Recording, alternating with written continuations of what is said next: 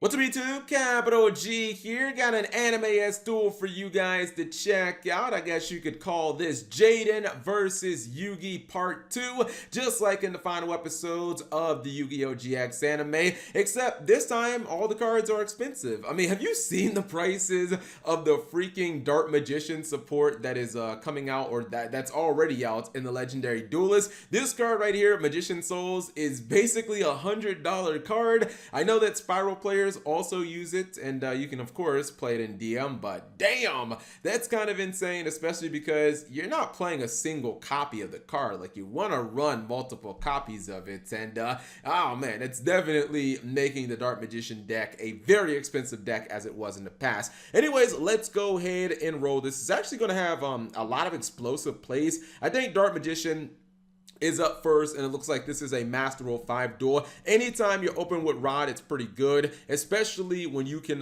you can follow your circle up with the Faithful Servant. This card, of course, lets you stack your deck. So basically, before your circle resolves, you can just kind of search whatever you want. You can stack it on top of your deck, and it guarantees that you will get that card. So he's going to get his Eternal Soul straight to his hand. Then he will use the $100 Magician Souls and get his Dark Magician on board. Not so bad. He's going to activate his copy of Bond Between Teacher and Student that summons the Dark Magician Girl from the deck and gets him a mass removal card on in the Dark Burning Magic. So that's pretty good. It's a very solid opening. He's actually going to go into the Prophecy Link monster, which, I mean, this is all interesting. He's going to summon his copy of his Mahad, and then he used the Faithful Servant from the graveyard. Now, I don't know if you guys saw that. He got 3 draws, which, I mean, that's pretty freaking good. It almost makes you think that you won't even have to run Extravagance in Dark Magician anymore, and that's, of course, because he has his Dark Magician Girl, he also has the Mahad, and he has Dark Magician somewhere in his graveyard. So, honestly, his turn 1 was pretty loaded, and he has like a bunch of disruption against his opponent as well. Eternal Soul and Dark Burning attacks. Now Jaden will try to fight back here. I think he's going to open with the Covert Contact. This card is crazy powerful in these Neo-Spacian decks because it's essentially a draw too, but it's also a Foolish Burial, and it's not a hard once per turn because GX era didn't have those. He'll be able to, potentially fix his hand, then goes for Miracle Contact. Now he's going to summon Nebula Neos, and his opponent is going to attempt to banish that with the Dark Magical Circle, but the thing is, he's not actually negating the effect of Nebula Neos. This means that you draw a card for every card your opponent controls.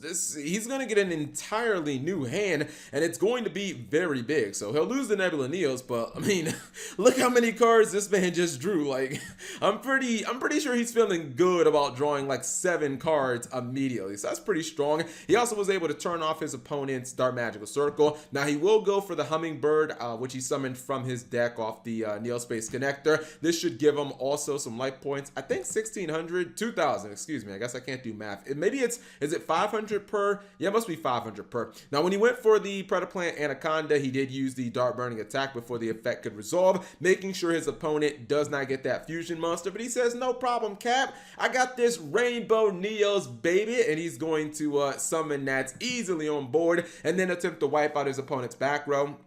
His opponent will summon the Dark Magicians, and he's actually going to not die in battle here. I mean, you don't generally see monsters that can survive an attack from Rainbow Neos because it is 4,500 attack, but he is going to use the Apprentice Illusion during the damage step. It's actually kind of fine because all he did was just banish the Neos fusion and end up protecting Rainbow Neos. So I think both players are kind of happy about that. We'll see if he can take down the big guy, the Rainbow Neos. He's going to go for Monster Reborn. That will be met by Called by the Grave, and then he will draw a card off of the Magician Souls. He's going to summon the Ebon, which will be met with Ash Blossom and Joyous Spring. And then check this out. He says, Camp, this clown ain't the only one who can summon a 4,500 attack fusion monster. I see your Rainbow Neos, and I match you with a Quintet Magician, which of course can nuke your opponent's side of the field. That's why he's using Called by the Grave. If you don't use it, you're going to lose it. Now, it looked like he was going to try to win the duel right then and there, but he activates next during his opponent's opponent's battle phase, which means if nothing else,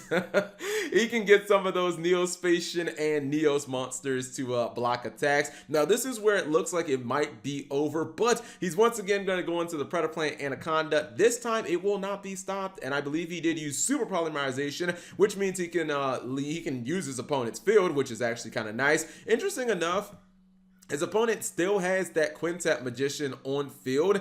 I mean, I guess it just couldn't be like tributed, or it couldn't be used as fusion material, so that kind of sucks. You can't actually super poly this card off the field. It's like one of the few monsters in Yu-Gi-Oh! Kind of immune to super polymerization. This means he needs to find another way. Now, the thing is, and this is kind of like, this was kind of Luxac, right? He has the out in his hand. He can simply attack with Grand Mole and bounce this card to the hand, but look what this guy found off his copy of Dark Magical Circle. He ended up getting the navigation.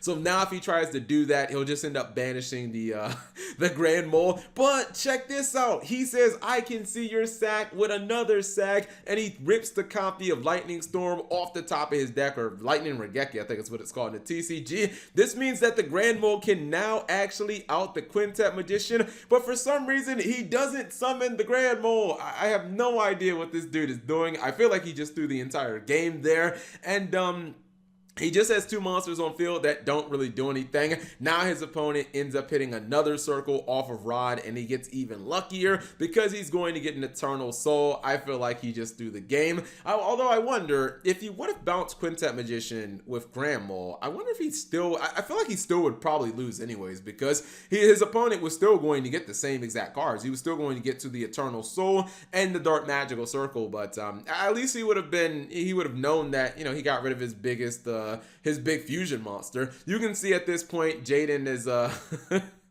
he's pretty much donezo. Yugi has taken over the duel with many magicians and many spellcaster monsters. I like how interesting this duel was, because it really did feel like Jaden versus Yugi, just kind of like a new age version where they're kind of using like their new boss monsters. Maybe if they dueled in the anime, the duel would look similar to this if it was like in the using like current cards or something like that. Maybe you could say this is kind of like you know, the character duels that Konami does in kind of like IRL. Anyways, hopefully you guys did enjoy that duel. If you did, give the video a thumbs up. Thank you guys for watching. As always, subscribe if you have not already, and turn on that notification bell for daily videos.